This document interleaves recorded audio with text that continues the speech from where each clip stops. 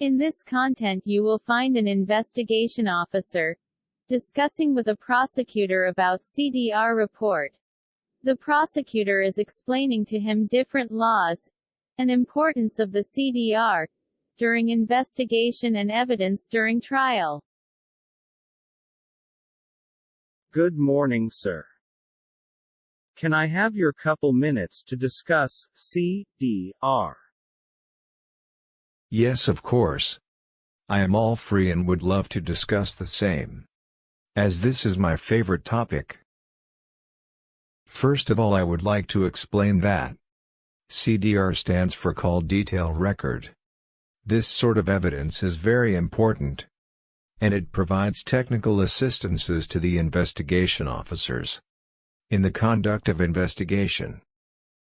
I believe that Rule 25.14 of Police Rules deals with the same. Yes, this is correct. This rule provides that the investigation officer should take steps to secure extra technical assistance and advice during the course of investigation. Technical evidences are very helpful in the conduct of investigation to against the accused. The law has given all protection to the modern devices and modern techniques. Article 164 of Kanun-e-Shahadat speaks of the modern devices and techniques. Yes, I believe that success of prosecution, in majority of cases are because of the evidences collected through modern devices and techniques like CCTV, cameras, hard disks, etc.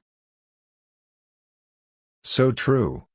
Even Section 27B of Anti-Terrorism Act deals with the conviction, which are based on electronic and forensic evidences. The investigative techniques have now changed with the changing circumstances. We experience the same in our daily life. The CDR is also one of the most important evidence treated by the court in cases, particularly those of kidnapping, extortion, abetment, and different other types of cases. This is correct. The CDR is also used to verify or contradict about the presence of any witness on particular place at particular time. In most of the cases, CDR is used to find out the location of the parties to a criminal case. We can also locate the accused, abductee and the witnesses through CDR. This often is very helpful. I think this type of evidence is also used to establish the relationship between the accused and the abettor. Further, in terrorism cases like that of terrorism financing, facilitators or supporters, information through CDR has always been very helpful. Here I would like to explain that the investigation officer must have a proactive approach than reactive. He must keep liaison with different cellular companies for collecting CDR and verification of the owner of the SIM, and for multi-other purposes. How authentic CDR is, in terms of location, etc. CDR is very much authentic. This is technical evidence, and is deemed to be a modern technique of investigating a crime. I have a question in my mind. What sort of information can we get from a mobile phone apart from CDR? This is a very important question. Mobile phone gives you a lot of information about the text messages, the call history between the accused and others. Gallery provides you pictures, and sometimes videos of crime.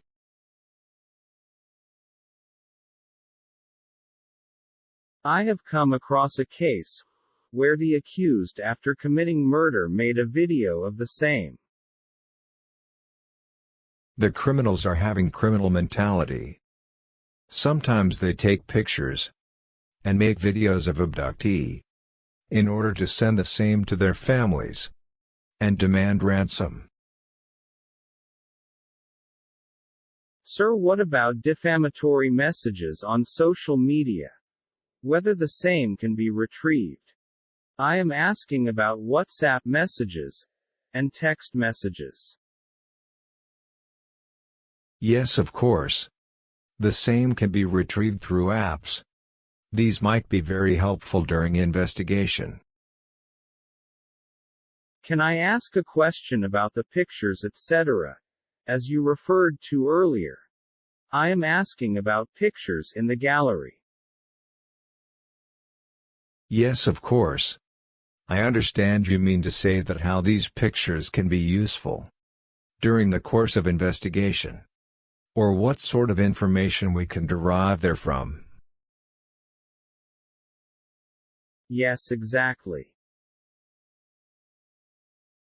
From these pictures, one can trace the location of the accused. From the background or surrounding of the picture, you can also ascertain time of occurrence, etc. Time. Yes. Time if picture shows the sunlight, it means that the offense was committed in the daytime. Or if it is dark in the picture, it means that occurrence took place in the evening or night. It's great. I have a question in my mind. If a SIM is not registered in the name of the accused, how it is useful during investigation? If an accused is using a mobile SIM, or a mobile belonging to some other person, you can trace the actual user from incoming and outgoing calls details, the messages and other activities done by the accused through that SIM or mobile can also be used to track his location and his involvement in the commission of offense.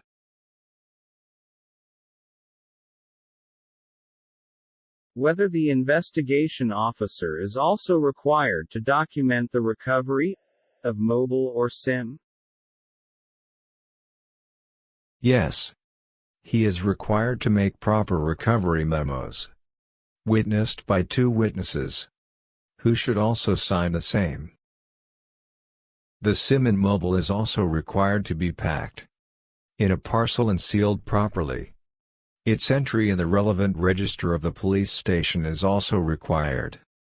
In case, if it is required to be sent to forensic laboratory, the report of the forensic laboratory must be obtained, as per laid down protocols.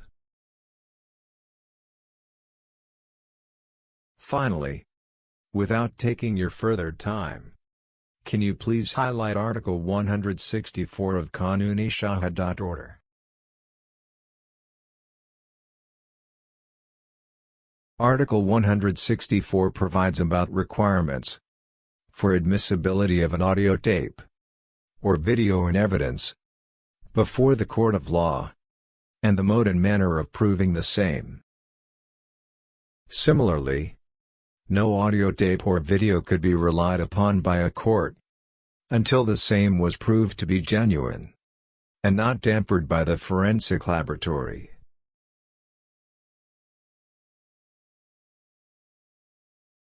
We have to produce a certificate in this respect from the forensic laboratory? Yes. Forensic laboratory has to authenticate the same. It must also be noted that an audio tape or video sought to be produced in evidence must be the actual record of the conversation, as and when it was made, or of event as and when it took place.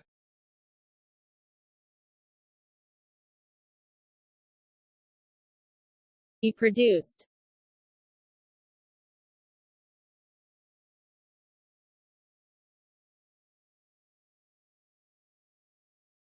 Yes, of course.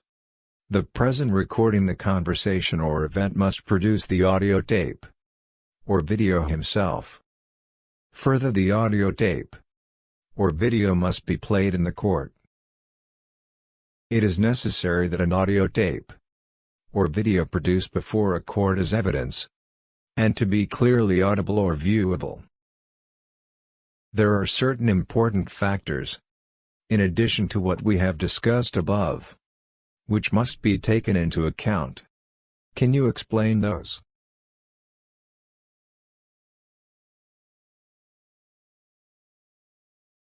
Yes, I can. The voices recorded or the persons shown must be properly identified. Safe custody of the audio tape or video after its preparation till production before the court must be proved. The transcript of the audio tape or video be prepared under independent supervision and control. Fantastic. I am impressed.